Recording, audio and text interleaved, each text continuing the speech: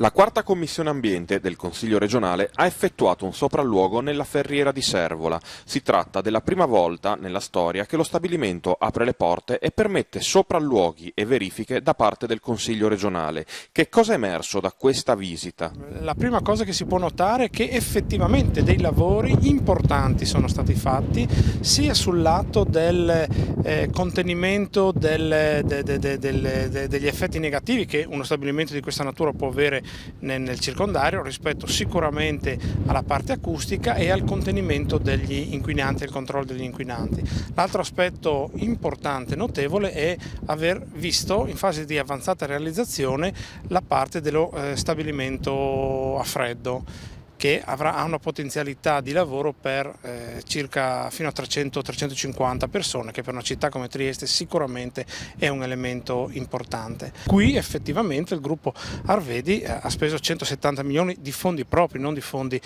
pubblici, quindi ha tutto l'interesse che lo stabilimento funzioni, anche perché l'AIA prevede delle conseguenze importanti fino ovviamente alla chiusura se gli sforamenti, se i dati ambientali non dovessero essere rispettati, e con l'attenzione popolare, con l'attenzione mediatica che c'è, nessuno può sfuggire ad un'eventuale non capacità di contenimento degli inquinanti. I dati diffusi dall'ARPA di questi giorni e quello che avete visto oggi vi dà maggiore fiducia rispetto ad un passato? Rispetto al passato, ovviamente, rispetto al passato eravamo in una situazione tragica in cui non c'era nessun tipo di contenimento degli inquinanti. I dati di questo primo periodo, e ricordiamoci, lo stabilimento sta andando adesso di fatto a regime, sono dei dati che fanno stare tutti i parametri sotto i livelli imposti.